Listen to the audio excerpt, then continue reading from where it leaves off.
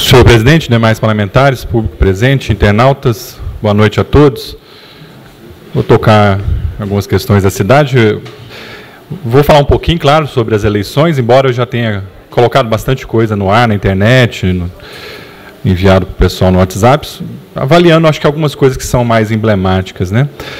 Mas só para não deixar de tocar em alguns temas aqui do nosso município, eu acho importante comentar sobre a comissão parlamentar de inquérito, né, que está instaurada. Eu pude acompanhar algumas das oitivas e eu gostaria principalmente que o governo não só respondesse aos questionamentos que a CPI tem feito dentro do prazo legal, mas também que o governo se antecipe às questões que estão aparecendo na CPI, bem como na comissão processante, né, os debates que estão ocorrendo nessas duas comissões, e já comece a realizar mudanças efetivas na estrutura do poder público. Eu me refiro, por exemplo, ao fato de diversas testemunhas terem colocado que não existe nenhum controle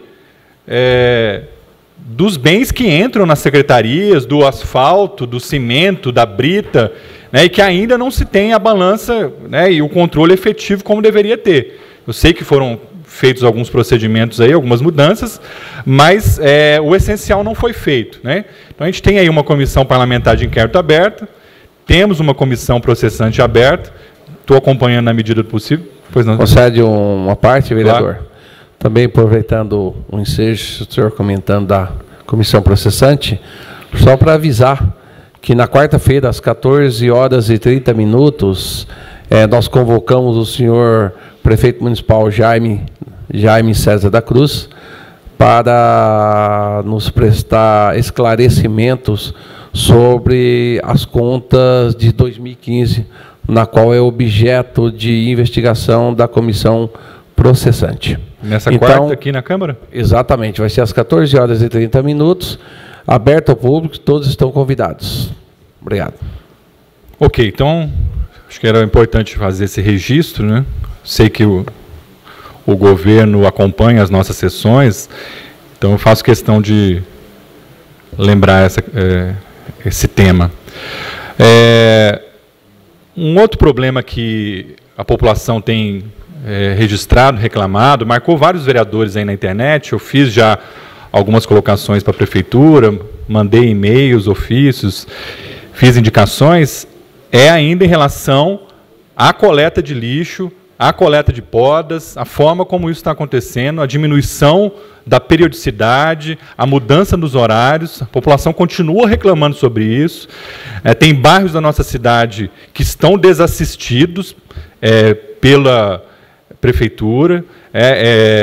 Não sei o que aconteceu aí no contrato, no meio do caminho, não sei se cortou o contrato, se diminuiu a verba para a empresa.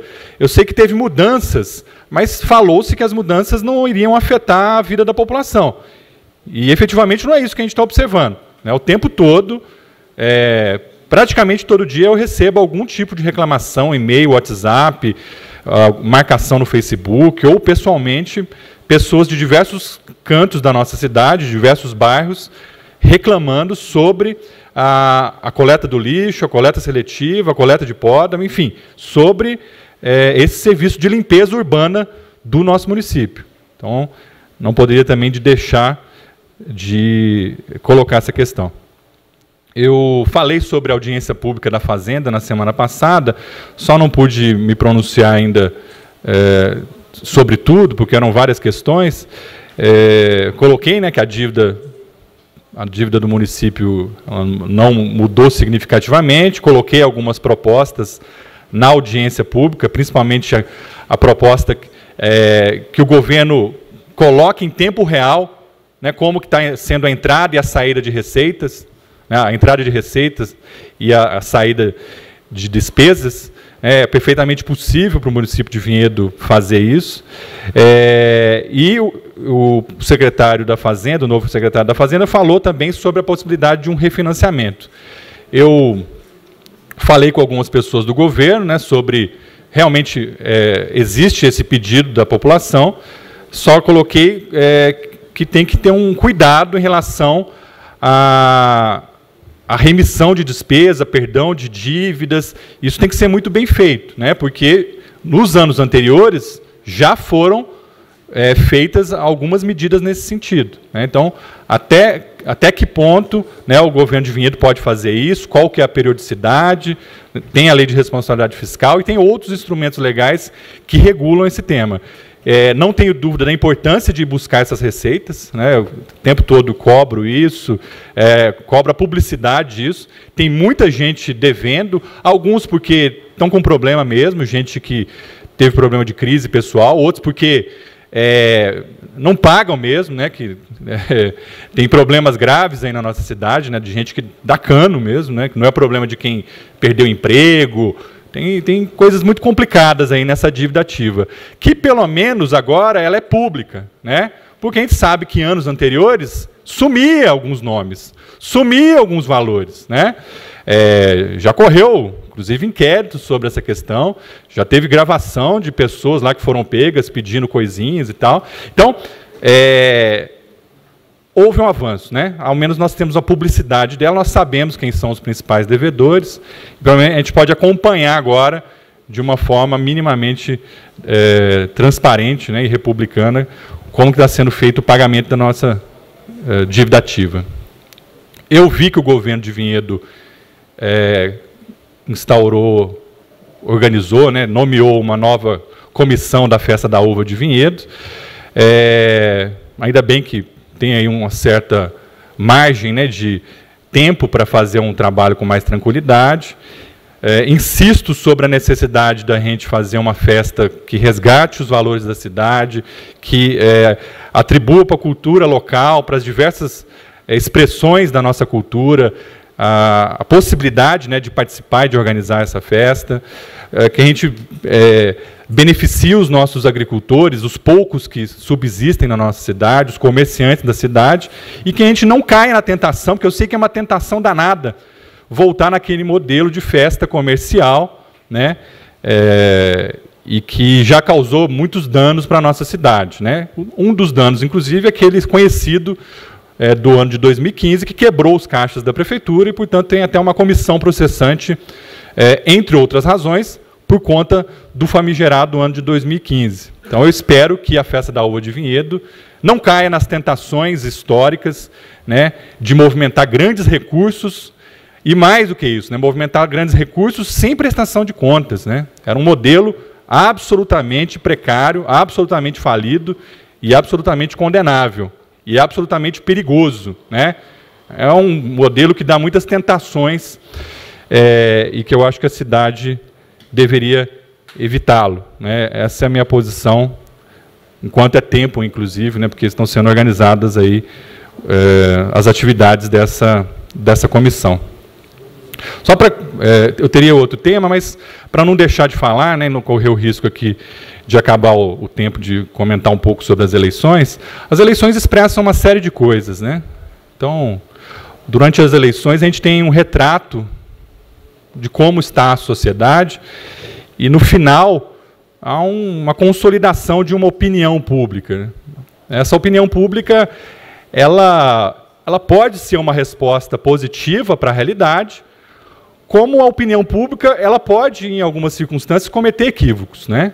A gente sabe que a opinião pública, por exemplo, apoiou a ditadura militar no Brasil.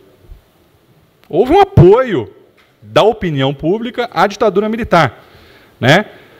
Como houve o apoio a diversas barbaridades que aconteceram na humanidade, né? E o apoio foi se aumentando, e quando você viu, a coisa perdeu e descambou, né? Evidente que o que está acontecendo no Brasil, nós estamos vivendo, nós ainda estamos avaliando, a gente não sabe tudo o que aconteceu. O que dá para a gente falar é que erros ou acertos vão ocorrer, mas isso não incide sobre uma classe social, sobre um grupo de indivíduos, sobre uma região do país. Então, eu vejo as pessoas, por exemplo, né, hoje é o dia do nordestino, né, uma população super importante do nosso país, vereadores aqui da nossa Câmara que são nordestinos, uma Câmara que apoiou o Dia do Nordestino, uma cidade que tem o dia e a festa das tradições nordestinas, imputando para o povo nordestino a culpa dos males da eleição. O paulista que elegeu, gente, vocês viram a lista dos deputados eleitos pelo povo de São Paulo? Eu não vou ter tempo de comentar aqui, né? Tem personagens importantes, históricos. Agora, pegue alguns daqueles personagens, faça esse teste, qualquer um dos que nos ouvem aqui hoje, amanhã, pegue o nome e vai ver a história dessa pessoa, o que ela fez, o que ela pensa, o que ela organiza na vida, o que ela defende como princípio de vida, de organização da política. É uma coisa absolutamente impressionante, né? Então não dá para imputar para ninguém culpa sobre erros, né? Provavelmente nós vamos cometer muitos erros ainda nos próximos anos, numa sociedade que, na minha opinião, está doente. Da mesma forma que o corpo humano fica doente, né? A saúde nossa fica doente, a sociedade ela padece. As pessoas estão extremizadas. A chance das pessoas, com esse grau de ódio, que às vezes até baba, assim, né? Na tela do computador, só falta sair do outro lado da tela do computador, de errarem nessas circunstâncias, é muito maior. Né? E são erros que são cometidos e que não se percebe agora. Vai se perceber daqui 1 ano, 2 anos, 3 anos. Né? E claro, não dá para a gente adivinhar tudo, mas nós temos a história da humanidade e a história do país para ver. Aspectos positivos nessa eleição, vários. Né? Os grandes partidos tradicionais foram limados, isso é claro. Alterações, gente mais à esquerda, mais à direita, que foi enxotado do poder, eu vejo isso como uma coisa muito importante. O fato da Câmara Federal ter ampliado em 51% o número de mulheres me parece algo muito interessante, muito importante, é um número muito legal. Né? Então, veja, é um movimento que tem a chamada onda conservadora ou onda reacionária, cada um pode chamar a onda de vários nomes, mas essa onda ela tem aspectos contraditórios. Quando a gente vê, por exemplo, os governos dos estados, o PSB elegeu um monte de gente, o PSDB elegeu outros tantos governadores, o PSD, o PT elegeu, o PSL está com 2 candidatos no segundo turno, no Senado há uma grande pluralidade, na Câmara Federal tinha 25 partidos, agora tem 30 partidos representados, então não dá para a gente dizer que foi uma coisa uniforme, até porque eu tenho medo de coisas uniformes, né? Militares, uniformes, que todo mundo tem que fazer a mesma coisa. Né? Isso não deu coisa boa. Né? É a história da América Latina. Né? Vê o que aconteceu no Chile com o Pinochet, que tinha apoio popular. Veja o que aconteceu no Peru, que tinha apoio popular. E os vários modelos que aqui na América Latina e na Europa, né? O Mussolini, que tinha apoio popular, o Stalin, que tinha apoio popular. Então, gente, vamos com calma, né? Vamos respirar e pensar. Definir voto, eu acho que é importante, mas não em cima de coisas assim que você tem que tomar uma decisão porque tem que tomar. Não, qual que é o projeto de país? Qual que é a proposta econômica? Qual que é a proposta para a igualdade entre o homem e a mulher? Qual que é a proposta para diminuir a desigualdade social? Qual que é a proposta para a cultura? O que vai ser feito do Sistema Único de Saúde? Porque, gente, ganhar essa coisa eu nunca fiz isso na vida e não vou me render a memes, entendeu? Frases prontas. Eu estou debatendo um país, né? Não estou numa partida de futebol, não estou numa briga de rua, então não é gangue, né? Tenho muito receio desse movimento odioso, que não é só de um lado, né? São vários lados que às vezes o promovem, mas acho que a gente tem que ir com muita calma. Né? Não dá para a gente ir em onda e surfar sem saber exatamente e precisamente o que está acontecendo. Né? Essas são as minhas palavras, e vou ponderar muito e analisar com muita cautela, né, as próximas semanas para ver para onde caminha o nosso país, com preocupação. Né? Esse segundo turno não é a melhor configuração. A forma como ele se deu, as pessoas que passaram para o segundo turno, a forma como elas passaram e a forma como uma parcela significativa da população está se comportando de forma, repito, perigosa. Né? Agora pode não parecer, daqui a alguns anos a gente pode sentir, infelizmente, coisas que não são muito boas. Obrigado a todos e boa noite.